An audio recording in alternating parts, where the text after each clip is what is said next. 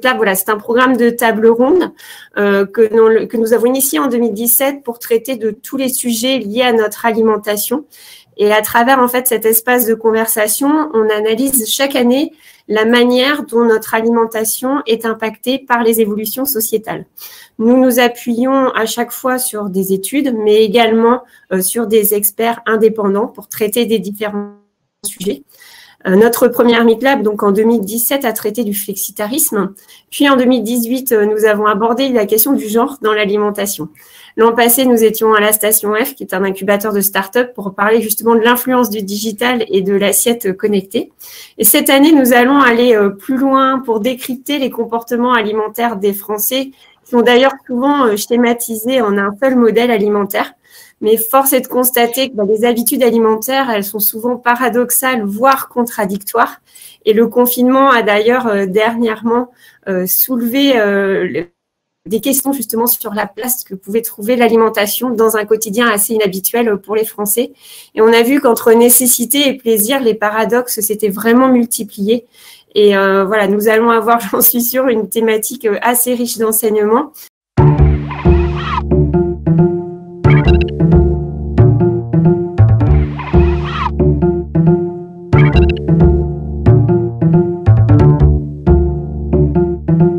En préambule, avant de laisser la parole à tous nos experts de ce matin, nutrition, environnement, économie, culture, etc., il y a de nombreuses raisons d'adopter telle ou telle habitude alimentaire. Les motivations, elles sont personnelles, différentes en fonction de chaque individu. Et cette pluralité, elle met en avant le caractère contradictoire de certains comportements qui sont souvent sous le signe du oui, mais. Aujourd'hui, on voit de nouvelles tendances alimentaires qui commencent à émerger pour aller vers le mieux manger, des valeurs et des engagements qui prennent de plus en plus de place dans l'esprit des Français et qui influencent ainsi leur comportement et leur façon de consommer. Mais cette dynamique n'est pas encore généralisée et la crise sanitaire inédite que vient de connaître la France remet en question le concept même de modèle alimentaire. En effet, le confinement a mis en lumière les nombreux paradoxes alimentaires déjà présents ou exacerbés par la situation. Et la ruée vers des denrées de première nécessité, puis vers des produits bio et locaux, l'alimentation réconfort versus la nutrition, le manger par nécessité versus le plaisir de cuisiner, etc. Finalement, on peut se demander si le comportement des Français n'est pas schizophrène par rapport à l'alimentation. Quel est le modèle alimentaire des Français, s'il y en a réellement un? Que peut-on observer comme grandes tendances et mouvements de contradiction? Que reflètent ces paradoxes? Quelles sont les évolutions autour des comportements alimentaires durant le confinement et après? Les attentes des consommateurs ont-elles évolué? Souhaitent-ils adopter une alimentation plus responsable et respectueuse de leur santé? Et si oui, la situation économique va-t-elle le leur permettre réellement? On constate ces dernières années énormément de paradoxes dans l'alimentation des Français, que ça concerne le prix, que ça concerne la santé, le plaisir ou même le plastique sur lequel on pourrait parler pendant 2 heures parce que c'est vraiment un exemple d'extrême paradoxe dans les comportements d'achat. Et ces paradoxes illustrent une complexité croissante des Français par rapport à leur alimentation. Et je vais partager avec vous 5 illustrations de ces paradoxes. Le premier d'entre eux, et on est obligé de commencer par ça, c'est le mouvement vers le bien consommer, vers le bien manger, vers le mieux manger, qui est un mouvement à long terme. Ça fait quelques années qu'on voit des évolutions assez nettes là-dessus. Et ce qu'on voit sur les chiffres qui sont à gauche de cette diapositive, c'est que la proportion des Français qui se disent plus vigilants par rapport à la qualité des produits qu'ils achètent par rapport à l'alimentation a été multipliée par 2 entre 2017 et 2019. Donc ça, c'est une évidence, tout le monde le connaît. Là où ça devient instructif, c'est que pour la majorité des Français, 53%, c'est difficile, voire c'est impossible à mettre en place, cette volonté de mieux manger, de mieux consommer. Et ce, pour 3 raisons. La première raison, elle est un petit peu surprenante, c'est que pour la consommation, pour l'alimentation de tous les jours, c'est très difficile de changer ses routines. De changer ses routines de consommation, de changer ses routines de course, en particulier chez les familles qui ont souvent une organisation extrêmement bien rodée. Donc, changer cette routine est compliqué. Deuxième frein au bien consommer, le fait que dans l'esprit d'une majorité de Français, mieux consommer, ça veut dire renoncer à une certaine forme de plaisir dans l'alimentation. Et puis, troisième frein, évidemment, le prix, parce que là aussi, dans la tête des Français, mieux manger, ça coûte plus cher. Donc, 3 freins qui expliquent quelque chose d'assez étonnant par rapport aux actions mises en œuvre par les annonceurs et par les enseignes qui sont très fortes sur le bien consommé, c'est qu'il y a une très grande inertie vers le bien consommé sur les dernières années. Alors, le troisième frein, le prix, est quelque chose sur lequel on va s'arrêter un petit peu. Ce qu'on constate depuis la fin du confinement, c'est une envolée de la préoccupation autour du prix. C'est pour des explications et des raisons qui sont malheureusement assez logiques, et on n'en est qu'au début. On voit ici, avant la crise, quelles étaient les préoccupations pendant les courses. Donc, la première était la qualité en vert foncé. Le prix était à 22%. Aujourd'hui, plusieurs mois après le confinement, lorsqu'on demande aux personnes qui font leurs courses qu'est-ce qui est le plus important pour vous aujourd'hui, de très loin, c'est le prix qui a été multiplié par 2. Donc, voilà, on constate un arbitrage qui est en train d'évoluer pour des raisons qui sont encore une fois malheureusement évidentes. Je pense que vous avez vu les chiffres. On parle de 800 000 chômeurs de plus, on parle d'1 million de pauvres de plus. Donc ça, c'est un mouvement rapide, mais sur lequel, encore une fois, il faut qu'on s'arrête un petit peu parce que la situation est un petit peu plus complexe que ce que l'on pourrait imaginer. Lorsqu'on interroge les gens pour savoir pourquoi est-ce que vous faites plus attention au prix ces derniers mois, on a évidemment des gens qui nous disent « j'ai des problèmes d'argent », 22%. On a des personnes qui nous disent « j'ai peur d'avoir des problèmes d'argent », 38%. On remarquera d'ailleurs que la peur est 2 fois plus citée que la difficulté actuelle et que la crainte de l'avenir explique déjà des changements de comportement actuels. Donc ça, c'est un constat qui est assez logique. Ce qui est plus surprenant, c'est que la première réponse qui est donnée à cette question, pourquoi vous accordez plus d'importance au prix, ce sont des personnes qui nous disent « je n'ai pas de problème d'argent, mais je cherche à réduire ma consommation » pour des questions de philosophie de vie. Donc, ce qu'on voit ici, c'est que la préoccupation par rapport au prix est en train de s'envoler, certes pour des raisons de difficultés économiques, mais aussi pour des raisons de remise en question de sa consommation. Donc, on est face à un phénomène qui a 2 leviers et qui est probablement quelque chose de très durable. La conséquence, c'est lorsqu'on regarde ce que pèse le poids du bien consommé, du bien manger dans les ventes de produits de consommation courante. Le premier histogramme, c'est en 2016, ça pesait 5,5% du chiffre d'affaires des grandes surfaces. On est monté en début 2020 quasiment à 10%. Donc, ce mouvement vers le mieux manger, c'est un mouvement fort à long terme, mais là où c'est encore une fois intéressant, c'est de regarder ce qui se passe sur le court terme. On voit que sur les dernières périodes, déconfinement, le mois de juin, le mois de juillet, ce poids du mieux consommé est en train de reculer dans les achats des Français, ce qui est évidemment une mauvaise nouvelle et ce qui est la conséquence de ce que l'on évoquait tout à l'heure, à savoir la plus forte préoccupation actuellement par rapport au prix. Donc, on le retrouve ici lorsqu'on interroge les gens en ce moment, en leur demandant qu'est-ce que vous regardez de plus par rapport à votre alimentation, par rapport aux bourses, par rapport à avant la crise. Évidemment, les prix, plus 31% de plus, en particulier chez les familles et chez les foyers dont les revenus sont en train de baisser. Dans le même ordre d'idée, 30% nous disent regarder plus les promotions qu'avant la crise. Donc ça, c'est une évidence. Mais là où cette diapositive est intéressante, c'est qu'elle illustre tout à fait le paradoxe parce que, en même temps, les Français sont 31% à nous dire je regarde plus l'origine géographique qu'avant la crise. Et l'origine géographique, c'est un marqueur du bien consommé. Ils sont 25% à nous dire je regarde plus les ingrédients qu'avant la crise. Et les ingrédients, bien évidemment, c'est un marqueur du bien consommé. Donc, ces chiffres-là illustrent tout à fait ce paradoxe entre le prix, le bien consommé, et ça illustre le fait que ce paradoxe a été accéléré par la crise parce que le prix est plus important qu'il y a 6 mois et parce que les ingrédients, l'origine, le bien manger est plus important qu'il y a 6 mois simplement parce que pendant le confinement, les Français ont mieux mangé. Ils ont plus fait la cuisine, ils ont plus consommé de produits frais, de produits bruts, ils ont bien consommé et beaucoup de choses restent de ce confinement.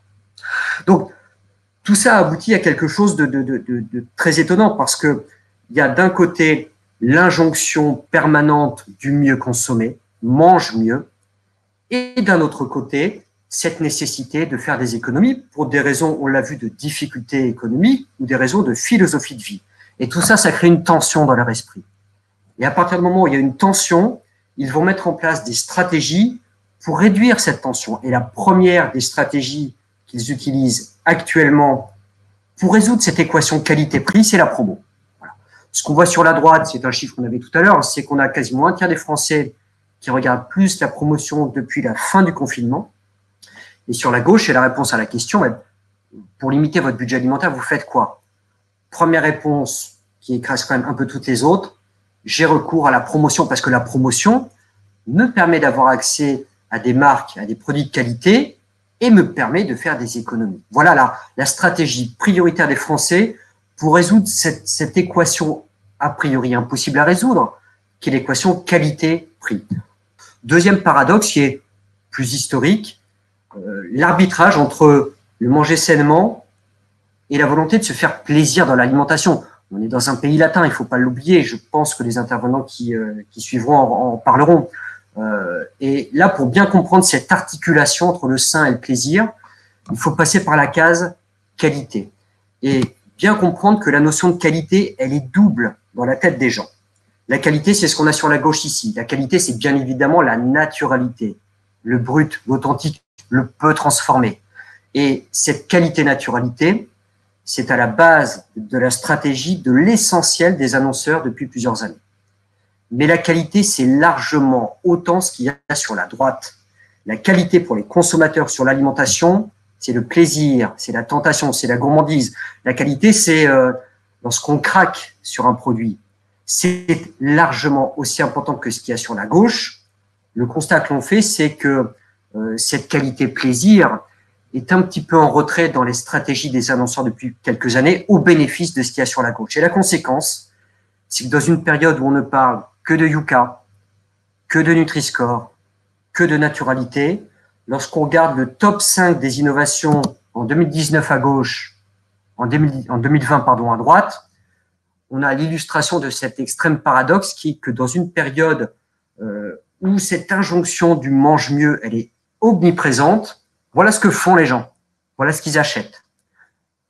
De l'ultra-gourmandise, du plaisir, de la tentation. Et pour enrichir ce diagnostic sur, encore une fois, quelque chose qui est complexe entre santé et plaisir, on a interrogé les Français sur différents moments, leur demandant par rapport à ce moment-là, ce moment de consommation, ce moment de la journée, c'est quoi votre priorité?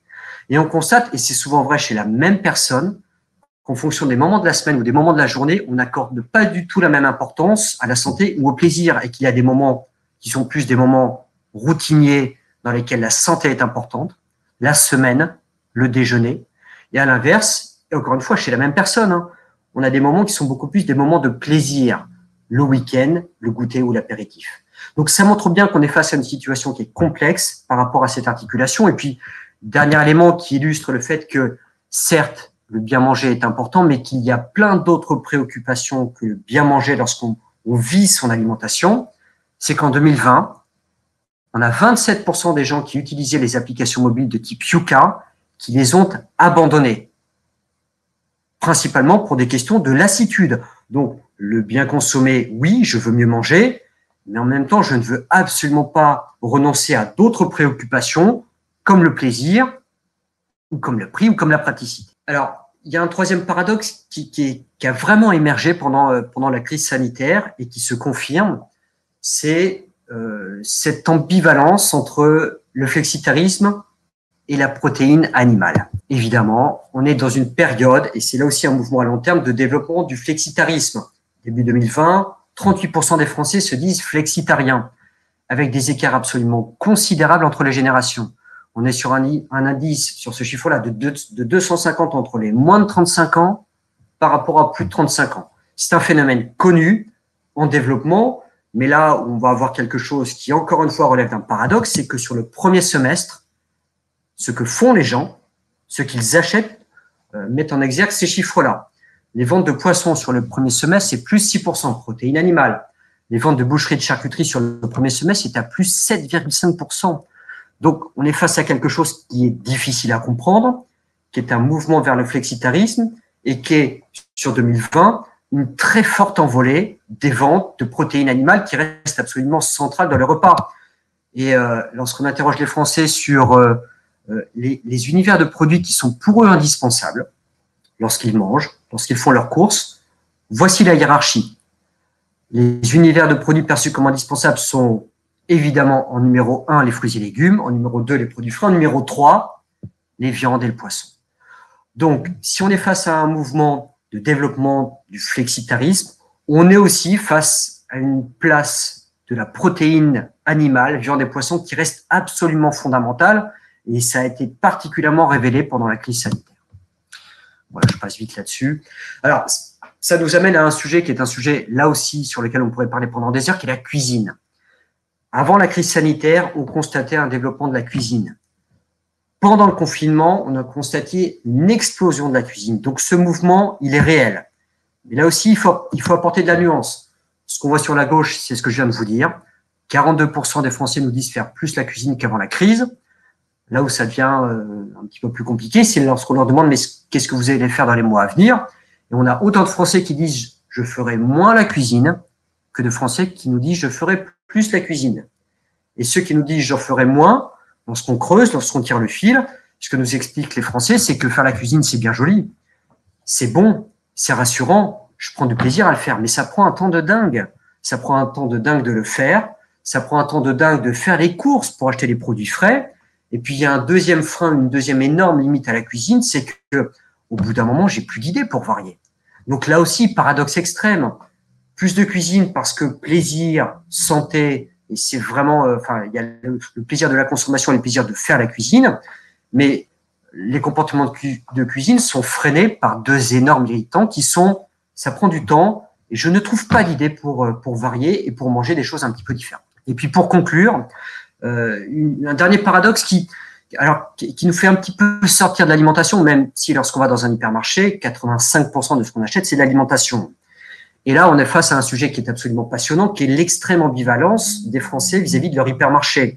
On peut vraiment parler d'une relation d'amour-haine par rapport aux hypermarchés, dans un contexte où, bien sûr, le nombre de circuits fréquentés par les Français augmente d'année en année. En 5 ans, on est passé de 6 circuits fréquentés à 7 circuits fréquentés pour acheter des produits de grande consommation. Et les circuits qui se développent, ce sont des circuits qu'on peut appeler les spécialistes physiques de la qualité. Grand Frais, Picard, les petits producteurs, les magasins bio, voilà les circuits qui se développent. Et la crise sanitaire a accéléré ce recrutement de ces circuits de la qualité. Après le confinement, on a encore 25% des Français qui nous disent « pendant le confinement, j'ai découvert des circuits et je continue à y aller ». Et ces circuits sur lesquels on peut parler de recrutement durable sont sur la droite, les petits producteurs, les commerces de quartier, les magasins bio, les petits marchés. Alors, on trouve le drive au milieu, mais dans des proportions assez raisonnables. Donc, on commence à parler ici d'un recrutement durable pour ces spécialistes physiques de la qualité. Voilà, pour des raisons, là aussi je vais passer très vite, vous aurez évidemment les éléments, mais pour plein de raisons qui relèvent de la qualité, de l'expérience d'achat, de la proximité, de la réassurance. Donc, on est face à un mouvement de fond. Mais ce qui est assez curieux, c'est que dans ce contexte, lorsqu'on demande aux Français, mais quel est l'endroit principal où vous allez acheter votre alimentation, et c'est ce qu'on a sur la droite, là, c'est des chiffres d'il y a quelques semaines, on se rend compte que le binôme hyper et supermarché, ça représente 70% des réponses. En 2020, après le confinement, très majoritairement, lorsqu'on va acheter de l'alimentation, le principal endroit où on y va, c'est l'hyper et le supermarché. Paradoxe par rapport à ce développement des circuits courts, mais ça s'explique aisément.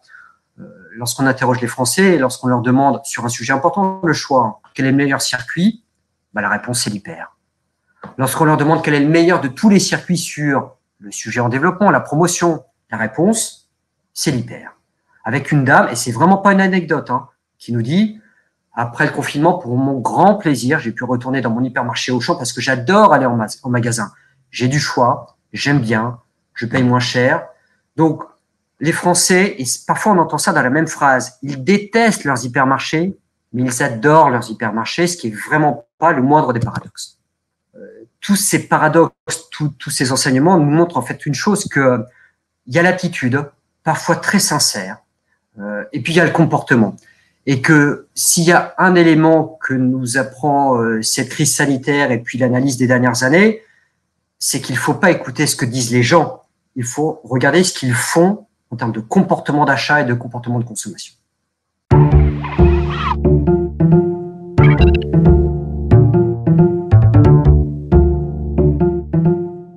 Pour moi, manger est une source de plaisir. Le plaisir. Source de plaisir. Pour moi, manger, c'est une nécessité et un plaisir. C'est une source de plaisir. Les trois. Plaisir. Nécessité aussi, mais... Une source de plaisir, plaisir, pour être honnête. Oui. de plaisir et une nécessité. Plaisir. Ouais, plaisir aussi. J'ai une tendance où je mange bio et local et si des fois j'ai envie de manger un truc, une saloperie, des bonbons super chimiques, tout ça, je vais le faire.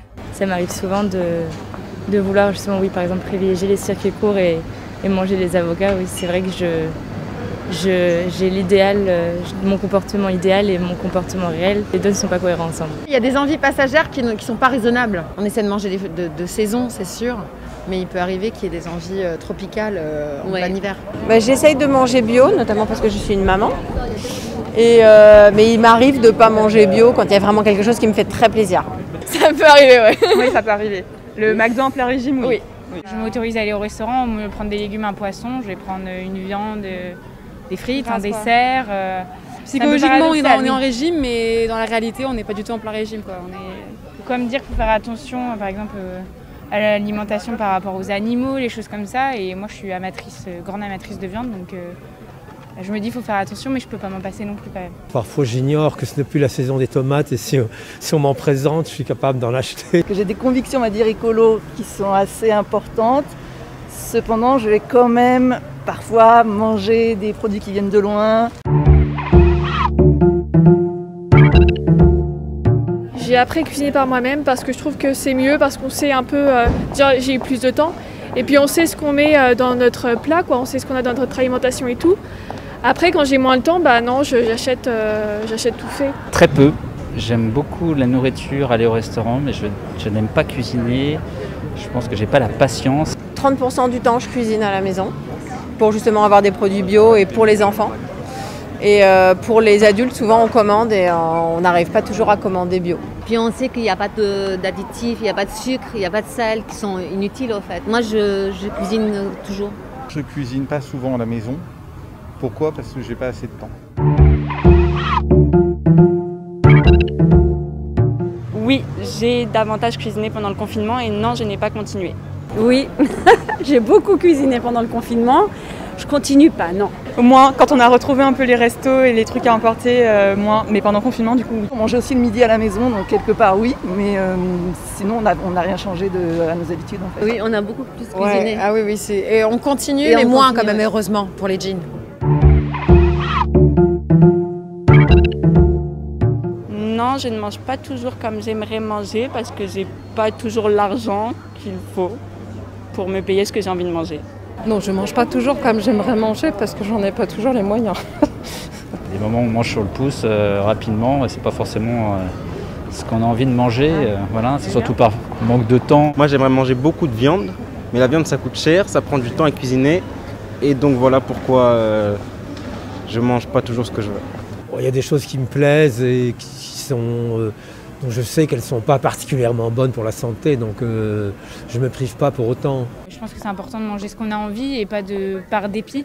C'est comme ça qu'on se force et que ça va mal, même psychologiquement. Manger équilibré, c'est manger de tout et surtout ne pas oublier de se faire plaisir quoi, de temps en temps.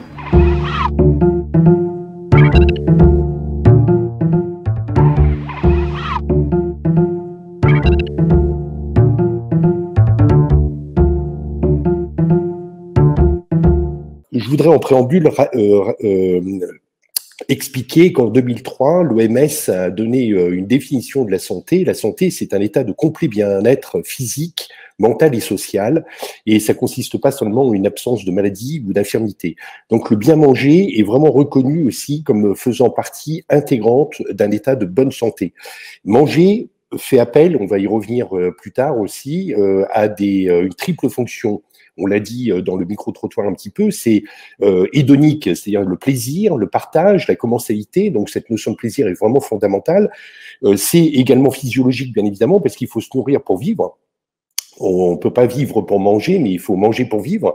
Et symbolique, parce que vous faites d'un aliment extérieur, vous l'intégrez dans votre propre corps pour qu'il devienne vous. Donc cette symbolique, c'est une transmutation en quelque sorte de l'alimentation extérieure, et c'est quelque chose de très symbolique qui va jusqu'à perturber certains de mes patients, par exemple les anorexiques, qui ont du mal à accepter de manger un élément extérieur qui va leur appartenir. Alors, notre manière de manger, bien évidemment, nous relie un petit peu à notre monde extérieur, à notre nature, à la culture également. Dis-moi ce que tu manges, je te dirai d'où tu viens.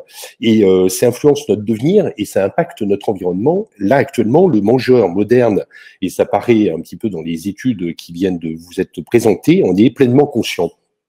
Pourtant, qu'est-ce qui se passe dans les faits? Dans le cabinet médical où je suis, par exemple, les patients se sont progressivement déconnectés de la nature. C'est-à-dire que vous constatez quand même que les terres arables sont de plus en plus éloignées du cœur des villes, que les gens veulent manger, par exemple, de la viande, mais ne plus voir d'où elle provient. Donc, ça va être des morceaux de viande, mais on ne veut pas voir la tête de l'animal, ou on veut donc on se différencie un petit peu de ça. Et nous mangeons maintenant de plus en plus de façon singulière, en développant notre propre paradoxe et en cultivant notre spécificité. On va pouvoir dire même que manger, c'est le courage d'être soi, c'est de s'affirmer en quelque sorte. Donc, de par ma manière de manger, j'existe et je me différencie des autres, ce qui explique aussi certaines déviances sur lesquelles on va revenir. Alors, j'insiste, ça c'est une notion aussi qui va paraître un petit peu dans mon discours, c'est qu'il n'y a pas un comportement alimentaire normal. En aucun cas, on peut dire que vous avez 67 millions de Français qui mangent de façon uniforme. Ça c'est un non-sens, et je vous dirais quel est le paradoxe aussi dans les recommandations à mon avis. Alors beaucoup de consommateurs vont être soumis aussi à des pressions extérieures. Il y avait une jeune fille qui disait oui, je fais attention avec le régime, etc. Donc cette notion de poids qui est extrêmement importante parmi mes patients, qui les fait qu'ils vont s'infliger des régimes à forte composante restrictive, avec la montée en puissance maintenant du jeûne, des choses comme ça, on va y revenir. Et vous savez pourtant que par la multiplicité des émissions, le succès de Cyril Lignac pendant le confinement sur M6, avec le fait manger maison, donc tout ça, les gens savent comment il faudrait manger théoriquement, et ils abondent dans ce sens, mais en même temps, dans les faits, ils abandonnent de plus en plus les 3 repas par jour. Ils sont en train de glisser, même pour certains, sur l'ensemble de la journée, c'est-à-dire qu'il y a des gens qui sont en auto-perfusion alimentaire permanente, c'est-à-dire qui grignotent, ils ne savent plus quand est-ce que c'est le jour ou la nuit, puis qui vont faire après du jeûne intermittent ou du time restricted feeding, c'est-à-dire qu'ils vont manger sur un espace de temps extrêmement limité jusqu'à un moment où ils vont craquer. Donc c'est un petit peu le paradoxe. Et vous avez des patients qui mangent sans. Alors, sans lactose, sans gluten, etc. Donc, ils en oublient le plaisir alimentaire et ils en sont très malheureux aussi pour certains parce qu'ils aimeraient bien partager. Et on en arrive peut-être à cette notion qu'avait développée le sociologue Claude Fischler. Mangeons-nous encore ensemble? La question est à se poser. Alors, je pense qu'il y a des maladresses, par exemple avec le programme national nutrition santé qui date pour la première mouture de 2001, qui a permis. L'intérêt, c'est de faire le lien entre le bien manger et notre santé. Donc ça, c'est indéniable et ça a été une réussite là-dessus. Mais en 2020, on peut lui reprocher justement cette homogénéisation des mangeurs. C'est-à-dire que les recommandations de Santé publique France s'adressent à l'ensemble de la population. Et en France, vous savez qu'on n'a pas le droit de faire d'études sur l'origine ethnique, par exemple. Moi, j'ai des patients qui viennent d'autres pays, ils arrivent sur le territoire français, ils vont mélanger, c'est ce qu'on appelle l'acculturation, c'est-à-dire le nouveau mode alimentaire qu'ils vont acquérir sur le territoire français avec leur mode traditionnel. Et c'est d'ailleurs très obésogène souvent sur la première génération, parce qu'il y a ce conflit parfois qui peut expliquer les problèmes de poids sur la première génération née sur le territoire français.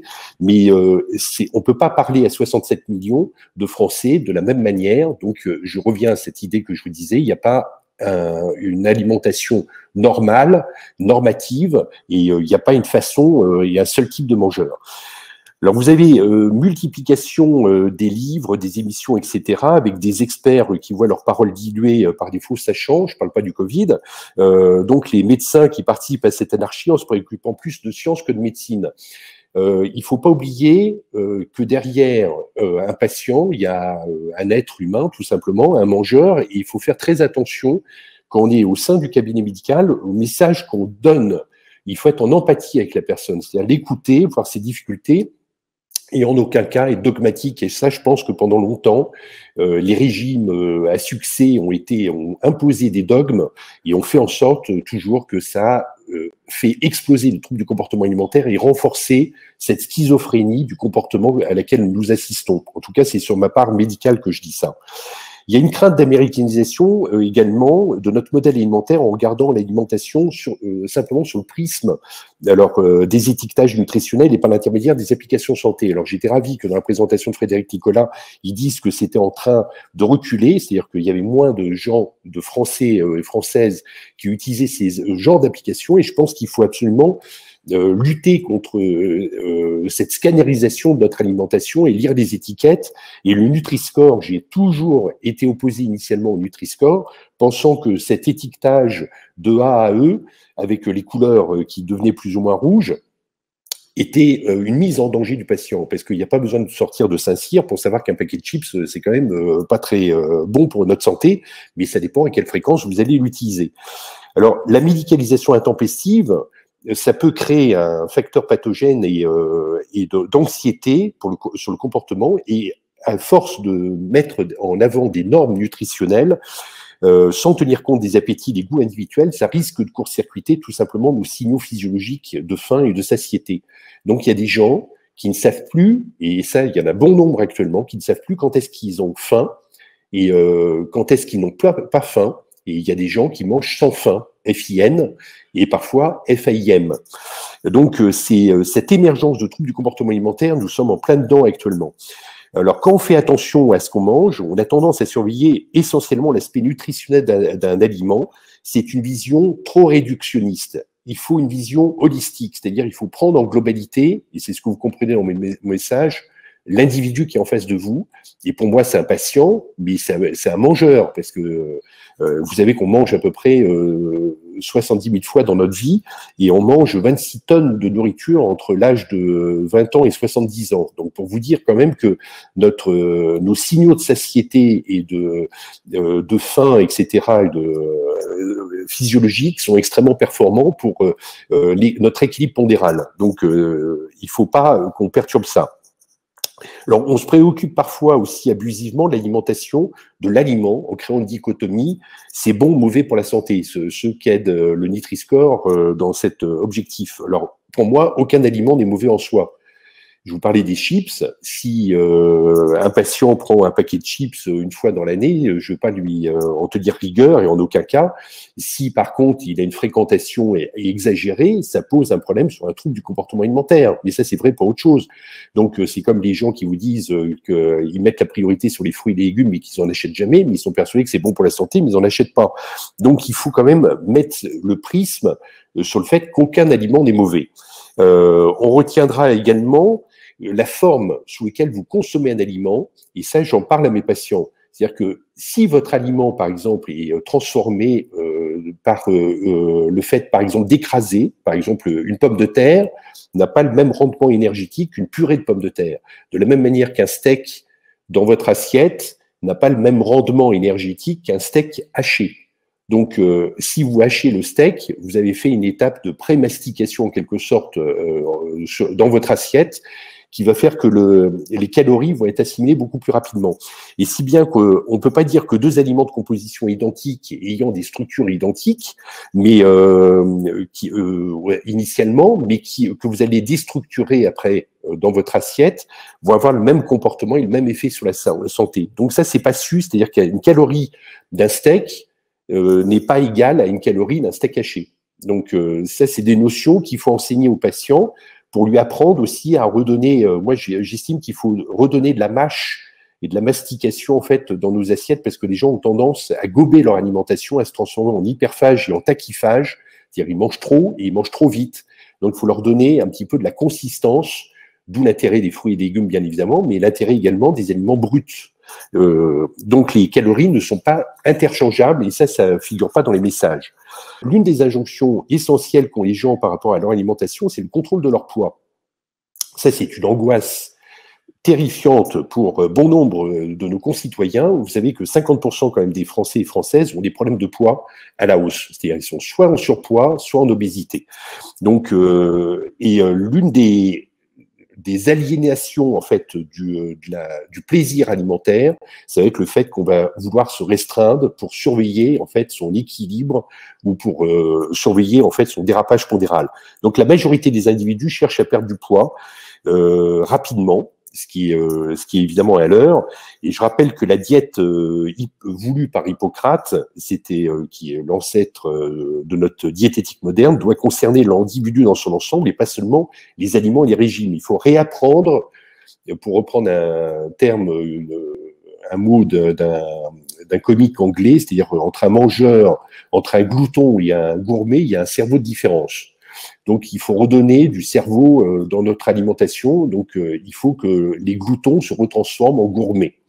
La raison économique a été suggérée, et ça, c'est l'un des freins également. Vous savez que le post-alimentation est une variable d'ajustement pour bon nombre de foyers en France, et ça peut occuper jusqu'à 50% du budget des ménages français les plus défavorisés, contre à peu près une moyenne nationale de 13 à 15%, j'ai plus le chiffre exact en tête. Donc il y a un impératif de satiété pour le moindre coût, et ces Français en peine financière ont du mal de temps en temps à aller vers des aliments qui seraient moins coûteux et qui seraient plus satiétants. Donc ils font parfois des mauvais choix. Donc ils sont et pourtant pour manger équilibré, il y a des études qui ont montré qu'il faudrait simplement disposer de 3,50 € à peu près par jour. Donc il y a un essor des régimes actuellement alimentaires dits healthy et ces dérives comme l'orthorexie. L'orthorexie vient sur le fait de manger de façon extrêmement rigide, c'est-à-dire on va surveiller tous les apports caloriques, on va traquer toutes les indications nutritionnelles. Et les nutrition facts, c'est-à-dire on américanise notre alimentation, c'est-à-dire on regarde le contenu alimentaire et on regarde plus le plaisir que va vous procurer un aliment. Donc en fait, dès lors qu'il n'y a pas de Nutri-Score affiché, etc., on délaisse l'industriel, etc., il y a bon nombre de patients actuellement qui dérivent vers ces troubles, ou alors qui vont également vers le jeûne. Le jeûne actuellement est une montée en puissance pas possible, donc soi-disant pour se purifier chaque fois quand vous creusez, c'est pour contrôler son poids. Et c'est pas du tout pour avoir une antioxydation dans votre corps, etc., et de protéger votre cœur, etc. Très souvent, c'est simplement quand vous fouillez pour contrôler son poids. Et donc, au sortir du confinement, comme la moyenne des Français a été une prise de 3 kilos à peu près pendant le poids, je peux vous dire qu'il y a une montée en puissance actuellement des jeûneurs qui essayent de se rattraper et qui perdent cette notion de plaisir.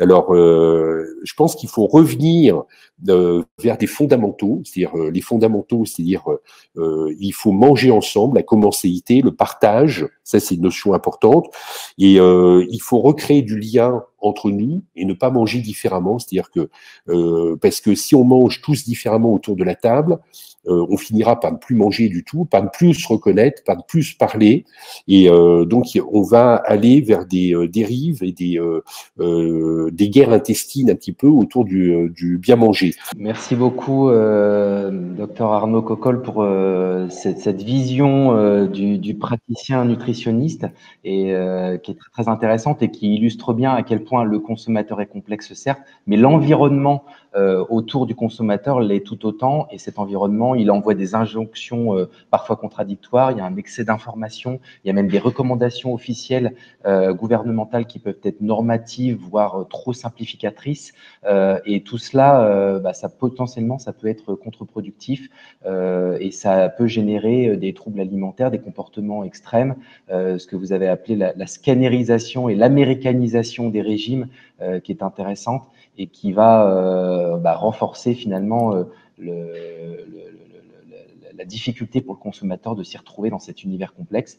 Et donc là, vous avez laissé émerger 2 pistes pour sortir de cela. C'est l'éducation du consommateur ou du patient pour éviter de tomber dans cette orthorexie, et également le retour aux fondamentaux, à la fois dans les comportements de convivialité, de partage et de simplicité dans le choix de ces aliments.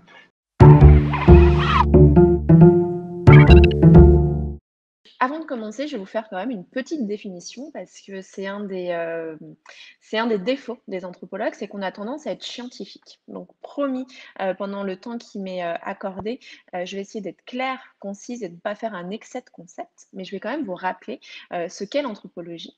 Donc l'anthropologie, c'est l'étude de l'homme et des sociétés à travers les différentes cultures et les différentes époques. Et on va s'atteler à mettre en tension la diversité des cultures au prisme de l'unité de l'homme et on va essayer de mettre à jour les invariants anthropologiques et comment, en fonction d'une culture, d'une classe sociale ou d'un contexte particulier, cette société va se mettre en scène à travers notamment l'alimentation. Et ce qui est intéressant, c'est que l'alimentation, elle est éminemment culturelle, mais au-delà de ça, c'est un miroir de notre société. Et pour faire écho à l'intervention de mon collègue et à l'étude qui nous a été présentée en début de conférence, manger, c'est pas si simple qu'il n'y paraît. Effectivement, manger est avant tout un acte symbolique. On a ce qu'on appelle en sociologie de l'alimentation le principe dit d'incorporation, qui est une croyance, qui veut qu'en incorporant ce qu'il mange, l'homme assimile certaines vertus de la chose mangée. Et de ce fait, on va voir une interrelation entre les besoins physiologiques, les besoins sociaux et les besoins symboliques.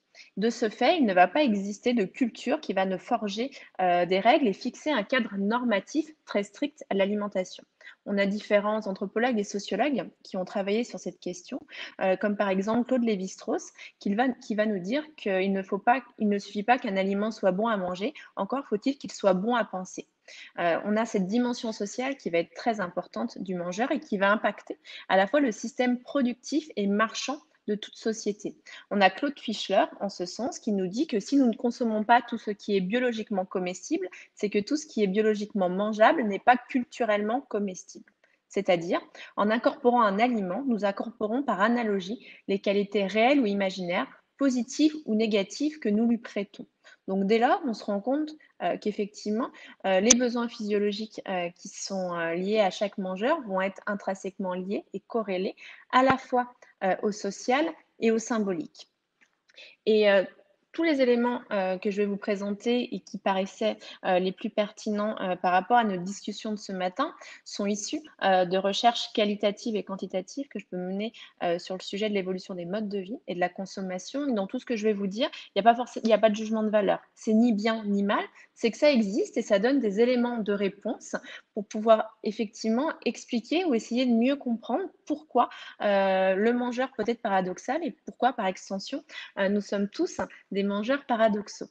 Le premier élément de réponse et d'éclairage que je pourrais vous donner, c'est celui lié à la moralisation de l'alimentation. Aujourd'hui, et comme ça l'a bien été dit dans l'étude qui nous a été présentée, il y a un décalage entre la naturalité que le système entend garantir et que l'individu recherche et l'univers agroalimentaire. On va avoir des aliments qui sont de plus en plus transformés. Et pour réduire l'écart entre l'idéal espéré d'une alimentation dite saine et la réalité de ses pratiques quotidiennes, l'individu va mettre en place ce qu'on appelle des stratégies psychosociologiques afin de réduire ses charges mentales et de rendre, par extension, plus agréable son quotidien et son alimentation. Effectivement, on a toujours un idéal où effectivement on veut manger sain, on veut manger brut, on veut manger naturel, on veut valoriser les circuits courts, mais après, en fonction de notre budget, en fonction du temps qu'on va avoir à la fois pour nos stratégies d'approvisionnement comme pour le temps de préparation des repas, et ben, c'est un petit peu plus compliqué que ça.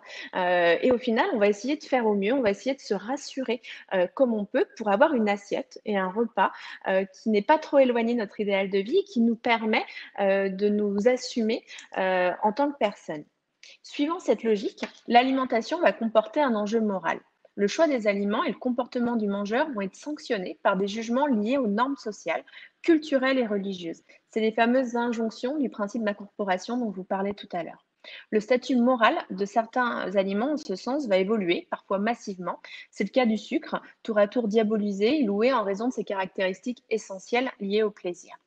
Consommer, c'est choisir un produit, un bien, un mode de production et même un modèle économique.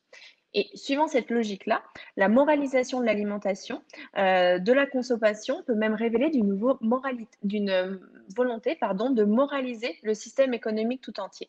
Pour vous illustrer, on prend un exemple simple, comme celui de l'achat de chocolat. Dans un magasin, vous avez 4 tablettes de chocolat pâtissier.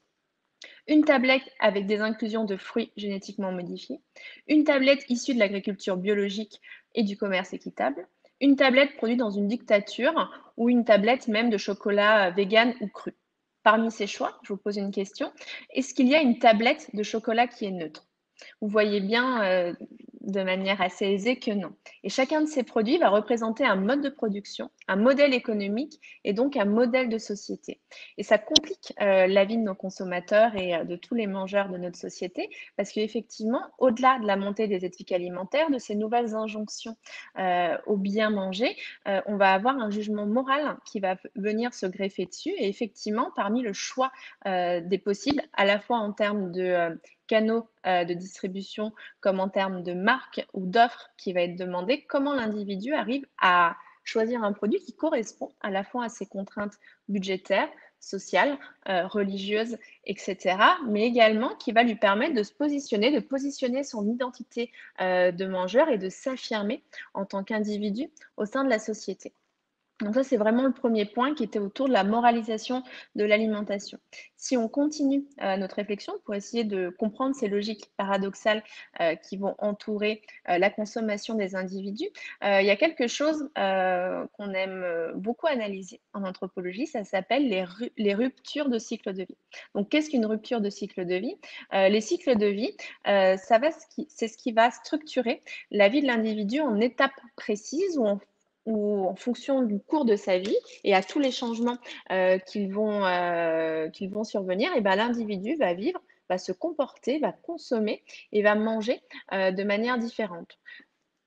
Pour vous illustrer ça, effectivement, quand on est enfant, quand on est adolescent, quand on rentre dans l'âge adulte, quand on vit seul, quand on n'a pas beaucoup d'argent, quand on commence à s'installer et à avoir une vie de famille, quand on a des enfants en bas âge, puis des enfants adolescents, etc., on ne va pas vivre de la même manière, on n'aura pas les mêmes besoins à la fois alimentaires comme sociaux.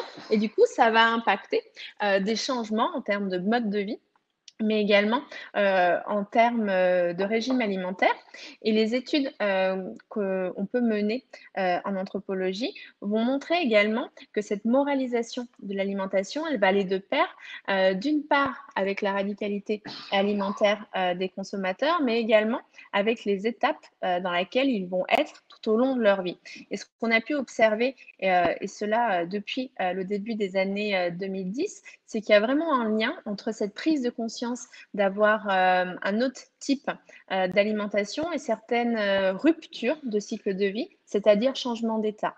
Notamment, ce qu'on a pu observer, c'est que c'est la naissance du premier enfant, c'est la décohabitation lorsque l'on part de chez ses parents, mais ça peut être aussi des éléments qui vont être moins sympathiques, comme l'épuisement professionnel, comme l'apparition d'une maladie ou d'une rupture qui va faire qu'effectivement, lorsque l'on est en perte de repères et que notre quotidien est chamboulé, on va essayer de remettre de l'ordre dans tout ça parce que la nature et l'individu ont horreur du vide et on va essayer de remettre un cadre normatif et ça va passer par l'alimentation parce que c'est quelque chose qu'on a l'impression qu'on peut maîtriser. Et ce qui est intéressant, c'est que ces ruptures de cycle de vie, en fait, elles vont représenter à la fois des mini-révolutions dans la vie des consommateurs où ils vont avoir l'impression que c'est un chamboulement et que l'alimentation, les pratiques de consommation vont permettre de réapporter un cadre, un équilibre et du coup de la réassurance. Et quand, dans le cadre des études qu'on peut mener, on se rend compte que quand une nouvelle pratique, un nouveau produit, un nouveau réflexe, soit en termes d'approvisionnement, soit en termes de pratique alimentaire va s'instaurer, et ben en fait ça va amener une certaine durabilité parce que cet équilibre va être corrélé à cette rupture de cycle de vie. Donc tout l'enjeu en tant qu'anthropologue ou en tant qu'expert de manière plus générale de l'alimentation, c'est d'identifier ces fameuses ruptures de cycle de vie pour pouvoir mettre en tension les effets de mode pour un individu qui va entendre sur les réseaux sociaux que tel produit ou telle pratique alimentaire a du sens, et celles un petit peu plus durables qui vont être corrélées à ces fameuses ruptures de cycle de vie.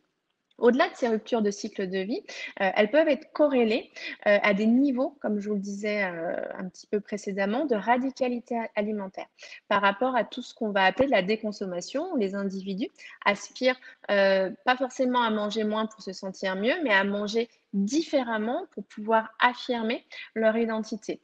Et par rapport à ces ruptures de cycle de vie, on va avoir différents niveaux de radicalité alimentaire qui vont permettre à l'individu de retrouver un équilibre dans leur pratique alimentaire. Donc en fait, le premier stade, c'est ce que j'ai appelé celui du débutant, où l'individu va prendre conscience qu'effectivement, une nouvelle manière de manger est possible, l'intégration de plus de produits bio, de plus de produits frais ou de plus de produits bruts vont permettre de commencer à restructurer ce quotidien. S'il n'aura pas trouvé un équilibre et qu'il n'aura pas stabilisé ces nouvelles routines alimentaires dans ce changement de cycle de vie, il va passer à un autre stade, celui de l'initié, où il va se rendre compte qu'effectivement, changer plus de produits dans son assiette, mettre en place de nouvelles stratégies alimentaires et même faire des combinaisons entre certains produits pour pouvoir se sentir mieux ou pour pouvoir affirmer une nouvelle éthique alimentaire et un type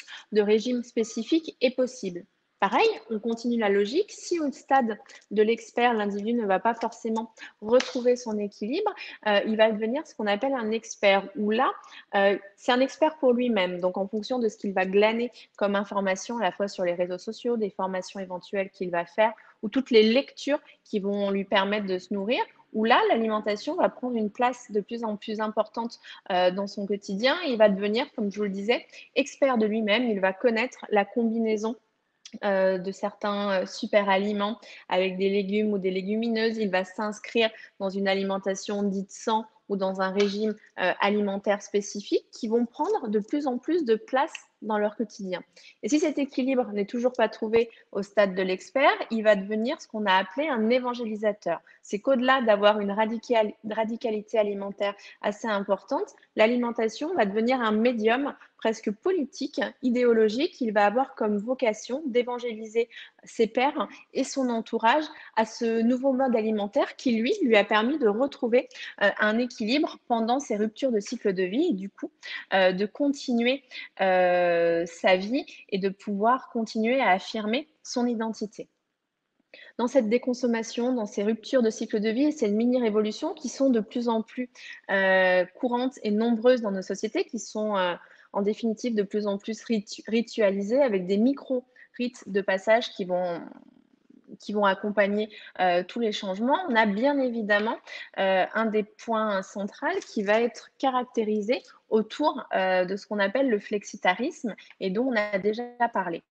Et le flexitarisme, c'est un élément qui est assez intéressant parce que c'est un mot valise qui va rendre compte, comme on l'a déjà dit, d'une diversité de pratiques et surtout de stratégies qui vont être mises en place par les individus pour rendre acceptable leur dissonance cognitive, donc c'est-à-dire les petits arrangements qu'ils vont faire avec eux-mêmes entre cet idéal de vie et la réalité de leur pratique quotidienne. Et pourquoi en anthropologie on s'intéresse à eux? C'est qu'on a tendance à dire que les individus sont tous des menteurs de bonne foi, vous comme moi également. Et il existe toujours un écart entre ce que les gens pensent faire, font réellement et aimeraient faire. Et tout l'enjeu des études à domicile que l'on peut mener, c'est essayer de mettre à jour ces tensions. Et sur la question du flexitarisme, c'est assez visible. Donc en déclaratif, on a des individus qui vont se présenter comme végétariens, flexitariens, et en pratique, on va trouver énormément de protéines animales à leur domicile lorsqu'on va faire les études ethnographiques.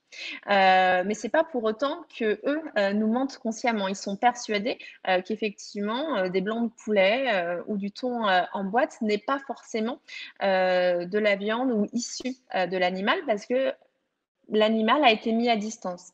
Et on a un autre exemple par rapport au flexitarisme qui permet de montrer l'écart entre effectivement ces aspirations à bien manger, à manger plus de végétal et la réalité des pratiques quotidiennes. On peut prendre comme exemple celui des nuggets végétaux. Ils vont permettre au consommateur de lui donner bonne conscience sans pour autant changer ses habitudes alimentaires et la structuration de son assiette, où effectivement, on va toujours avoir les protéines, le légume et la viande. Et au final, les individus ne vont pas faire attention à la naturalité réelle de ce type de produits, qui sont souvent très transformés, mais seulement à l'image végétale qu'il va renvoyer. Et le dernier point, pour terminer mon intervention, je voudrais un petit peu vous parler quand même du contexte lié à l'alimentation et notamment à cette période si particulière qu'on est en train de vivre parce que bien évidemment, le contexte va jouer pour beaucoup. Et au-delà des effets de contexte, des ruptures de cycle de vie, il va permettre de mettre le doigt sur certaines contradictions ou certains signaux faibles qui sont pourtant très structurants, soit dans les contradictions, soit dans l'idéologie plus générale du mangeur. Donc en fait, je voudrais vous parler de ce qu'on a appelé les produits rétro-innovants pendant le confinement, où effectivement les individus qui aspirent à plus de naturalité, de produits frais, de produits pas transformés, c'était pour certains détournés ou éloignés de certaines catégories de produits qu'ils jugeaient non naturels, trop industriels, avec peut-être des valeurs portées par l'entreprise qui n'étaient pas en cohérence avec les propres valeurs des mangeurs et qui sont devenus des produits qu'on remettait à nouveau sur la table et qui même étaient valorisés. Par exemple, si je vous donne l'exemple des boîtes de conserve, des surgelés ou même du Nutella, pour beaucoup d'individus qu'on a interrogés pendant le confinement, c'était des catégories de personnes qui n'assumaient pas ou qui consommaient de manière très anecdotique ce type de produit-là, parce que pour toutes les raisons que je vous ai dit. Et là, en fait, toutes ces caractéristiques intrinsèques des produits sont devenues positives pendant le confinement. Donc, c'est ce qu'on appelle des produits rétro-innovants, parce que effectivement, à la fois, c'était des produits qui étaient faciles d'accès dans les derniers îlots de sociabilisation qui sont les supermarchés, qui avaient un prix qui était accessible, qu'on pouvait stocker pendant une durée assez importante et surtout qui renvoyait l'image nostalgique, soit parce qu'on le consommait quand on était enfant ou il y a quelques années et ça nous ramenait à un idéal assez positif, ou alors parce que la publicité par rapport aux valeurs portées par ces produits nous permettait de faire ce qu'on appelle une résistance au présent dans un futur qui est incertain. Et ces objets étaient un petit peu comme des médiums qui permettaient aux individus de rendre plus acceptable une situation perçue comme sous contrainte et un futur qui nous faisait peur. Et ce qui est aussi intéressant, c'est que toutes les valeurs de suremballage qui n'avaient plus du tout le vent en poupe avant le confinement, là sont devenues des valeurs qui étaient positives parce qu'on pouvait mettre à distance la contamination de l'aliment qui était consommé. Donc on voit bien qu'effectivement, au-delà du paradoxe, certaines tendances sont contrariées par une situation qui est sanitaire, par une volonté de maintenir un idéal de vie autour du plaisir, autour des notions de lien social qui peuvent être contrariées pendant la période de confinement. Et tout ça, ça va s'inscrire dans ce qu'on appelle des pratiques de réassurance autour de cette fameuse nostalgie des marques, des produits rétro-innovants dont je vous ai parlé, et de l'alimentation réconfort qui va permettre, quand on a l'impression que le quotidien ou que la vie ou que la situation nous dépasse, d'agir sur quelque chose où on a l'impression d'avoir le contrôle, et ça va passer par des pratiques liées à l'alimentation, liées à la cuisine et liées de manière plus générale à tout ce qu'on peut faire chez soi. Parce qu'effectivement, ce qu'il faut se dire, c'est que pour beaucoup d'individus, le confinement a marqué une rupture par rapport à la fois aux stratégies de stockage, d'approvisionnement, de gestion des stocks entre les produits frais et les produits secs, et comment on arrivait à gérer des repas pour un nombre de personnes plus important et aussi avec des repas qui étaient beaucoup plus fréquents. Et tout ça, on doit trouver des solutions qui sont acceptables ou pas trop en contradiction avec ces idéaux de vie et qui vont être tournés sur les notions d'éthique, de responsabilité et d'ultra-proximité qui va être facilitée pour beaucoup grâce au digital. Et dernier point de conclusion, c'est qu'effectivement, nous sommes des êtres paradoxaux et par rapport à cette prise de conscience qui est apparue dans les discours, notamment dans toutes les études déclaratives qui ont pu être faites, où effectivement, on voulait moins consommer et prendre de la distance par rapport à la société de consommation. Dès le déconfinement, on a observé un besoin de défoulement par rapport à la consommation, avec une volonté de reprendre sa vie d'avant et en intégrant certaines logiques de la société de grande consommation, où effectivement on a tendance à l'oublier avec les valeurs de la déconsommation, mais la consommation a été érigée comme un loisir dans nos sociétés occidentales pendant plusieurs décennies. Et effectivement, ce déconfinement a marqué un nouveau paradoxe en se disant comment on arrive à faire concilier nos valeurs liées à la déconsommation avec ce droit de continuer à être un être social qui peut également passer par la consommation. Et j'en resterai là pour mon intervention et je vous remercie pour votre attention.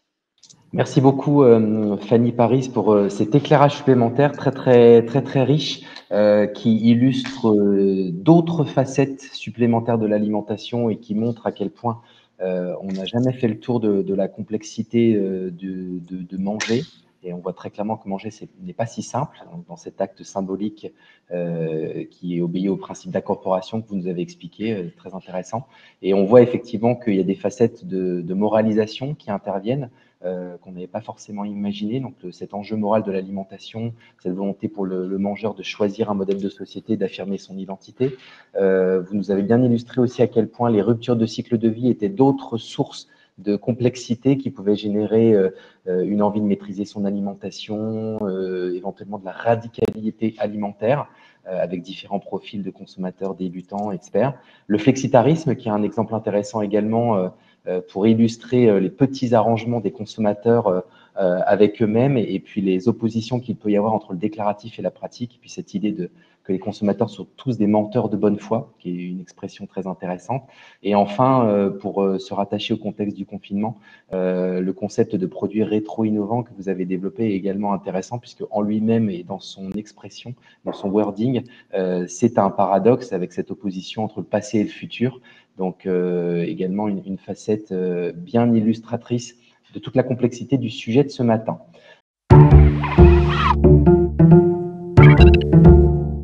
Ce que je voulais faire d'abord peut-être, c'est d'apporter bien sûr quelques éléments complémentaires sur cette question ou sur cette affirmation qu'on a beaucoup évoquée depuis le début, selon laquelle le consommateur serait devenu schizophrène, c'est-à-dire qu'il penserait d'une manière et il agirait d'une autre manière, irrationnel, paradoxal, incohérent, inconséquent, contradictoire, etc. Et c'est vrai qu'à première vue, tout semble indiquer cela. On en a eu pas mal d'exemples, d'écarts qui sont fréquents entre, d'une part, les connaissances, les convictions, les intentions des mangeurs, et puis d'autre part, leur comportement réel, effectif. Et je voulais juste donner deux exemples chiffrés, connus, mais c'est intéressant de les rappeler. Aujourd'hui, on peut dire que dans leur quasi-totalité, plus de 9 sur 10, les Français savent que, pour être en bonne santé, il leur est recommandé de manger au moins 5 fruits et légumes par jour. Ils n'ont pas seulement cette connaissance, ils ont également la conviction que là pour le coup, c'est un slogan qui est tout à fait pertinent, qui est tout à fait justifié. Donc, ils sont intimement convaincus, pour la grande majorité, de l'importance de manger ces 5 fruits et légumes par jour, au moins. Et puis, une enquête qui a été réalisée il y a 3 ou 4 ans, qui était une étude de consommation sur plusieurs journées, montrait que, finalement, il n'y avait que 25% des adultes qui appliquaient cette recommandation avec laquelle ils étaient en accord, et seulement 6% des enfants et adolescents âgés de 3 à 17 ans. Un autre exemple, on sait que les jeunes générations sont les plus sensibles aux questions environnementales. En 2019, un jeune sur 3, 32%, dans la tranche d'âge 18-30 ans, plaçait même l'environnement au premier rang de ses préoccupations, ce qui était plus que dans la population générale. Et particulièrement sensible donc à l'environnement, mais au dérèglement, au réchauffement, au changement climatique. Et pour lutter contre le changement climatique, beaucoup de ces jeunes adultes prônent, entre autres, mais beaucoup prônent la réduction de la consommation de viande. Et on sait également que les néo-végétariens, voire végétaliens, se recrutent, pas seulement, mais principalement dans les jeunes générations. Et pourtant, c'était en 2016, mais je ne suis pas sûr que ça ait beaucoup évolué depuis, les plus grands consommateurs de produits carnés, à la fois en quantité et en fréquence, eh bien, je vous le donne en mille, c'était précisément les 18-24 ans qui consommaient davantage de produits carnés, de viande, de charcuterie, de volaille, d'ingrédients carnés dans les aliments. Et puis enfin, on a également pas seulement des contradictions entre d'une part les intentions, les bonnes résolutions et les comportements, mais parfois entre les comportements eux-mêmes. Une étude très intéressante du Crédoc, il y a 2 ou 3 ans, montrait que on a d'un côté, on a des personnes qui ont décidé pour avoir une moindre empreinte carbone sur la planète, de manger moins de viande, de manger bio, d'acheter local, etc. Et en même temps, ce sont les personnes qui ont en fait la plus grande empreinte carbone, car ce sont majoritairement les personnes qui ont des revenus financiers, qui ont un haut niveau d'instruction et qui prennent l'avion beaucoup plus souvent que les autres. On voit bien hein, la complexité de cette affaire. Et je crois que finalement, plutôt que de parler d'incohérence, moi je parlerais plutôt d'une évidence, comme cela a été dit. C'est-à-dire que savoir, avoir des connaissances, avoir des informations, et même vouloir sincèrement changer n'est pas, en tout cas n'est pas toujours, ou même n'est pas souvent, synonyme de faire. Et là, il y a une chose, là encore peut-être évidente, mais qu'il faut à mon avis sans cesse rappeler, qui est que nos comportements ne sont pas seulement la conséquence logique, entre guillemets, encore une fois, de nos connaissances, de nos savoirs et même de nos intentions, aussi sincères soient ces intentions. En fait, nos comportements ou nos bonnes intentions, nos bonnes résolutions, elles se heurtent en réalité à une situation, à un contexte, à un environnement, à d'autres priorités qui empêchent leur mise en application. Et donc, il faut bien comprendre que informer, par exemple, sur l'alimentation saine, communiquer sur la bonne, entre guillemets, alimentation, ça ne suffit pas, ça ne marche pas, en tout cas pour la majorité des personnes. Et on pourrait même ajouter que sensibiliser, convaincre ne suffit pas, puisque, encore une fois, on voit des gens qui ont des connaissances et des convictions sincères ne pas passer à l'acte. Donc, ça veut bien dire qu'il faut aussi agir sur l'environnement, créer les conditions favorables au changement. Si vous reprenez, pour être très simple, l'exemple des fruits et légumes frais, on sait bien que les raisons de la faible consommation, j'ai donné les chiffres tout à l'heure, ce sont des raisons qui sont multiples, qui tiennent à l'individu, qui tiennent à son histoire, qui tiennent aussi beaucoup à son environnement. Et qu'on ne peut pas réduire au seul facteur prix, parce que le prix moyen de fruits et de légumes frais au kilo est souvent bien inférieur à celui de tout un tas de produits transformés, par exemple, ou d'autres produits bruts qu'achètent ces mêmes personnes. Non, on sait qu'il y a beaucoup d'autres choses. Il y a les contraintes, et d'abord les contraintes, alors réelles ou perçues, mais en tout cas les contraintes d'emploi du temps. Et ça a été très bien exprimé dans les résultats de l'étude qui nous a été présentée, et d'ailleurs aussi dans le micro-trottoir. On sait bien que si on veut manger des produits frais, il faut faire des achats réguliers. On sait bien qu'on n'a pas toujours à proximité de chez soi un magasin qui va vendre des fruits, des légumes frais et de qualité. On sait bien que cuisiner des légumes demande plus de temps que de mettre dans le micro-ondes à réchauffer pendant quelques dizaines de secondes. Mais il y a également parmi les freins des choses, là encore évidentes, l'absence chez certaines personnes de savoir-faire culinaire. Tout bêtement, parfois l'absence d'idées pour préparer les légumes. Et puis, ce qui tient évidemment à l'éducation, on pourrait dire largement de l'individu, c'est tout simplement le manque d'habitude de consommation de ces aliments. Des enfants qui ont été élevés par des parents qui eux-mêmes ne consommaient pas de légumes, ne faisaient pas ou peu de cuisine, eh bien on sait qu'ils sont quand même plus enclins à ne pas consommer des légumes. Et il y a aussi, d'ailleurs, c'était évoqué, le rôle de la culture d'origine qui est très important. Moi, j'ai beaucoup travaillé à une époque avec Martin Hirsch sur l'introduction des fruits et légumes frais dans les épiceries solidaires et sociales. Et là, on voyait très bien que les personnes originaires du Maghreb se sont ruées sur les fruits et légumes frais qui leur étaient présentés, à des prix évidemment tout à fait adaptés à leurs finances très, très modestes. Et à l'inverse, les personnes originaires du nord de l'Europe, d'Europe de l'Est, de Tchétchénie, etc., bénéficiaires de l'aide alimentaire, eh bien parce qu'ils n'avaient pas ces habitudes alimentaires ancrées en eux, voilà, ça ne suffisait pas de leur présenter, évidemment, pour qu'ils aient envie d'en manger. Et puis, il y a également, pour finir là-dessus, sur les freins, il y a le plaisir. Un certain nombre de personnes vont vous dire « je n'éprouve pas de plaisir à consommer des légumes, parfois à consommer des fruits ». Parfois, c'est à la suite d'expériences décevantes, Rappelez-vous peut-être, vous, la cantine, quand on vous servait des légumes qui n'étaient pas toujours absolument formidables.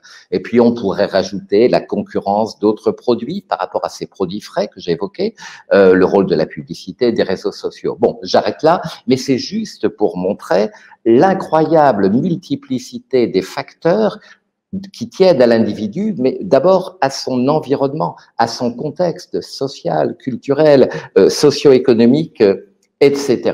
Et on pourrait enfin ajouter également ce que nous montrent les spécialistes des neurosciences, le fonctionnement même de notre cerveau d'Homo sapiens. Ce que nous disent les spécialistes de ces questions, et ça on l'a vérifié, on l'a mesuré scientifiquement, c'est que notre cerveau, il est en quelque sorte programmé pour nous faire préférer un plaisir immédiat et certain, par exemple le plaisir gustatif de la dégustation d'un superbe gâteau, par exemple, eh bien on va préférer ce plaisir immédiat et certain à un bénéfice incertain et à long terme, ma santé future, le bien de la planète, la lutte contre le dérèglement climatique, etc. De la même manière, toujours notre cerveau d'Homo sapiens, face à un changement envisagé de pratiques, d'habitudes alimentaires, eh bien notre cerveau, il nous fait d'abord entrevoir le coût de ce dernier, de ce changement, plutôt que le gain potentiel. Et puis, il y a encore un troisième niveau finalement d'écart. On a vu l'écart entre les intentions et les comportements, l'écart des comportements eux-mêmes. Manger moins de viande, manger bio et prendre beaucoup l'avion. Et puis, il y a aussi l'écart entre les attentes alimentaires elles-mêmes, chez le même individu. Et là, il y a des contradictions. Pour faire un petit point d'histoire très rapide, les choses sont relativement simples, dans le sens où, en termes, là je parle des attentes des mangeurs, pendant la période des 30 Glorieuses, donc grosso modo les années 1945, 1973, c'est pas grosso modo, c'est même très précis, et même on peut dire jusqu'à l'aube du XXIe siècle, eh bien les attentes des consommateurs, c'était, on les appelait les 4 ou les 5 S. Dans les médias après-guerre, il fallait évidemment se remplir l'estomac, la satiété, après les privations de la période de guerre. Et puis ensuite, on a vu apparaître très vite d'ailleurs l'attente de sécurité sanitaire, ne pas tomber malade quand on mange, c'est bien la moindre des choses, l'attente de saveur, culture alimentaire française, l'importance accordée au plaisir sensoriel des aliments, l'attente également de service, c'est un autre S, c'est-à-dire de praticité des aliments pour être adaptés à nos modes de vie, à nos rythmes de vie qui sont devenus, avec l'urbanisation, des rythmes de ville, donc il faut des produits pratiques, prêts à manger, tout terrain, etc. Et puis le dernier S qui est apparu un peu plus tard, qui est l'attente de santé. Et ces attentes, ces 4 attentes, je mets de côté la satiété, ces 4 S, étaient finalement partagées par une grande majorité de la population, hein, la classe moyenne montante pendant cette période des 30 Glorieuses. Aujourd'hui, on n'est plus du tout dans cette situation-là. Ou plutôt, on va dire depuis le tournant du XXIe siècle, il y a des attentes nouvelles et très nombreuses que vous connaissez qui ont émergé. L'attente de local, de proximité humaine, c'est-à-dire par exemple avec un producteur qui n'est pas à côté de chez moi, il n'est pas proche géographiquement, mais je le connais ou je sais ce qu'il fait et donc j'ai cette attente de proximité humaine. Bien sûr, le respect de l'environnement, du bien-être animal, la réduction de l'impact carbone, la quête de naturalité, l'attrait pour le végétal, l'envie de terroir, de tradition, oui, le souci du caractère équitable, permettre aux producteurs de gagner dignement sa vie, ne plus acheter des tomates venant du sud de l'Espagne ou de l'Italie parce qu'elles sont produites par des quasi-esclaves. On a entendu parler de tout ça. Attente en termes de besoin de savoir. Là aussi, ça a été évoqué et c'est très important. Alors, on utilise parfois le mot de transparence que, pour ma part, je récuse totalement. Ça n'a aucun sens et une entreprise n'a pas à être transparente. Vous, comme moi, nous n'avons pas à être transparents, c'est-à-dire à dire tout à tous tout le temps. Non, l'exigence qu'attendent les consommateurs eux-mêmes, et ils me l'ont dit, bien sûr, dans les enquêtes, c'est pas de tout savoir sur tout le temps, mais c'est que lorsqu'ils ont des questions, et ils en ont de plus en plus, à poser aux acteurs de la chaîne alimentaire, aux producteurs, aux industriels, aux distributeurs, eh bien, ils souhaitent tout simplement qu'on leur apporte des réponses sincères. Hein. Donc, je crois que plutôt que transparence, il faudrait vraiment mieux parler de sincérité. Donc, on l'a vu, j'ai fait toute la liste un peu longue, et elle n'est pas exhaustive, de ces nouvelles attentes, qui n'ont pas du tout fait disparaître les attentes historiques que j'évoquais, c'est-à-dire les attentes de sécurité sanitaire, de plaisir, c'est très important. Et on le voit bien d'ailleurs là aussi dans l'enquête qui a été présentée, dans le micro-trottoir. On est en France, le plaisir alimentaire dans sa double facette, plaisir sensoriel, le goût, la saveur, les arômes, les formes, les couleurs des aliments, leur texture, mais aussi évidemment le plaisir du manger ensemble. Il reste également très important. Certes, on va au McDo, mais on y va ensemble. Alors ces nouvelles attentes, qu'est-ce qu'elles signifient? Elles signifient, à mon avis, beaucoup de choses. D'abord, un besoin de réassurance très important dans la société française aujourd'hui. Besoin de rassurance, donc, qui est en lien avec la montée des inquiétudes suscitées par l'alimentation.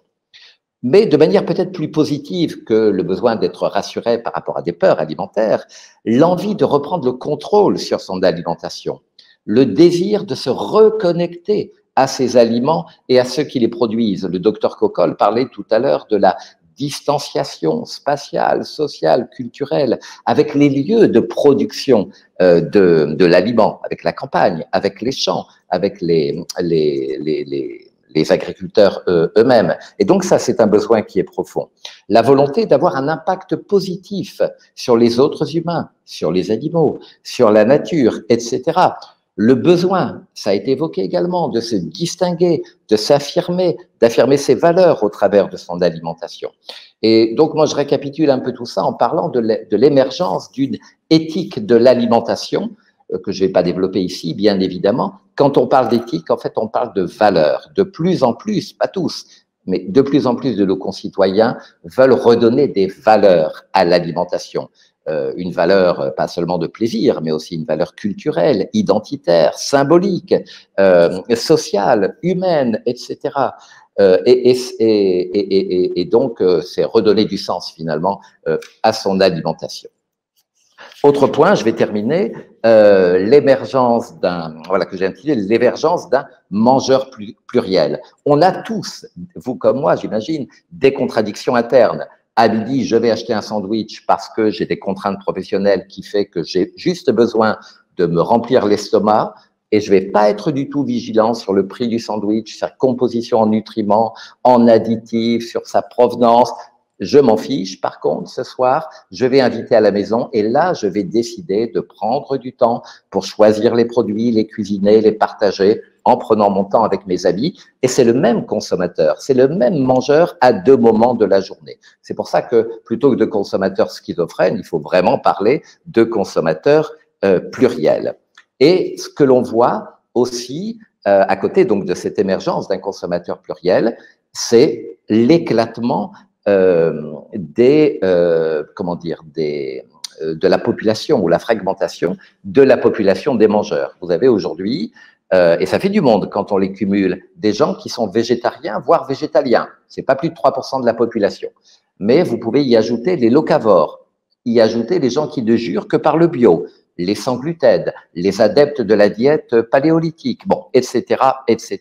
Et donc ça, c'est vraiment important. Et puis, des groupes sociaux également qui se distinguent. Il y a ceux qui sont engagés dans la transition alimentaire et d'autres qui ne le sont pas parce qu'ils n'y sont pas forcément sensibles, parce qu'ils ont d'autres priorités.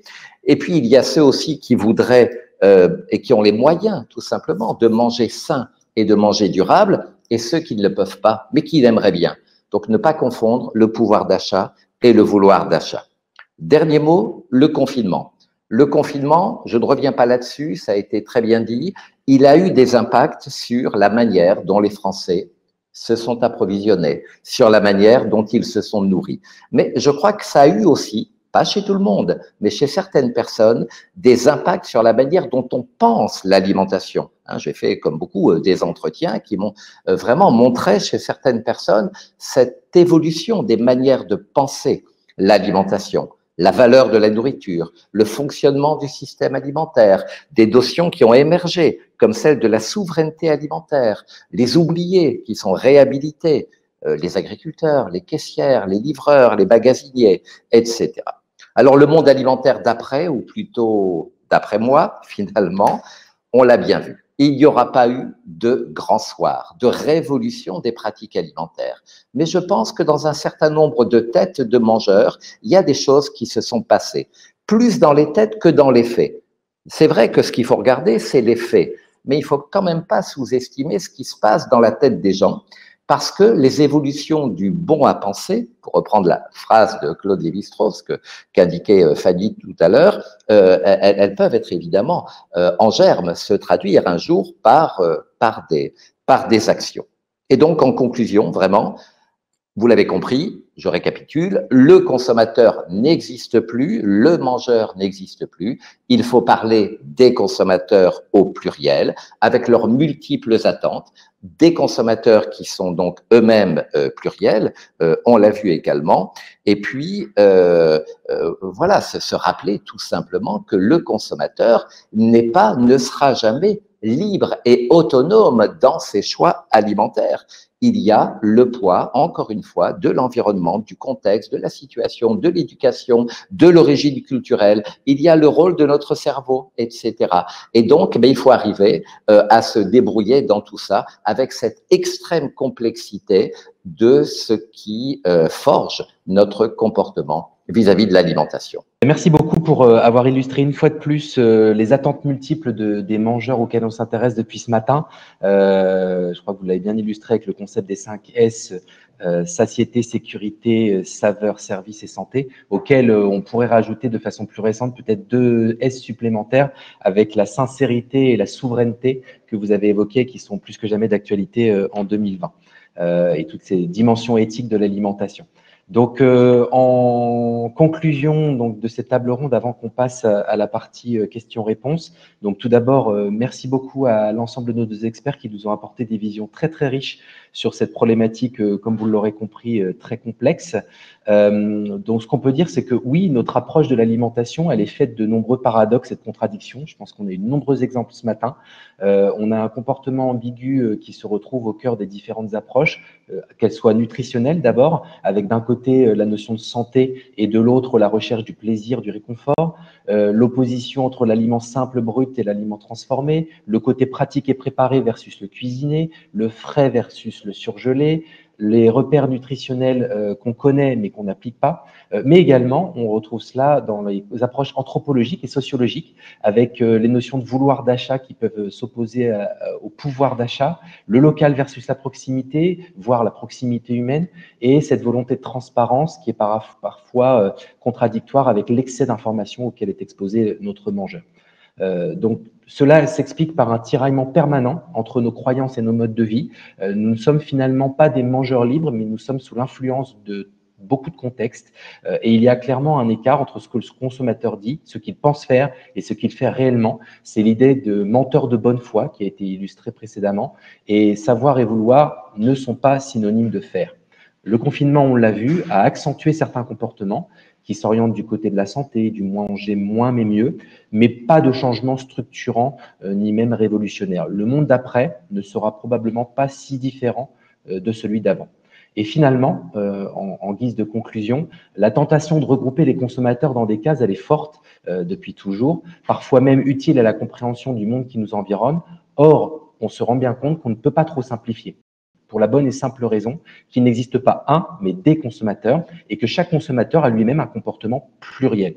Alors oui, notre approche de l'alimentation est plurielle, mais n'est-ce pas cette pluralité qui constitue notre richesse et qu'il faut en ce sens continuer à cultiver, tout autant que le plaisir d'ailleurs, qu'on a beaucoup évoqué ce matin, qui lui fait unité et reste le socle commun du modèle alimentaire français et probablement la facette commune à l'ensemble des approches qu'on a pu évoquer ce matin.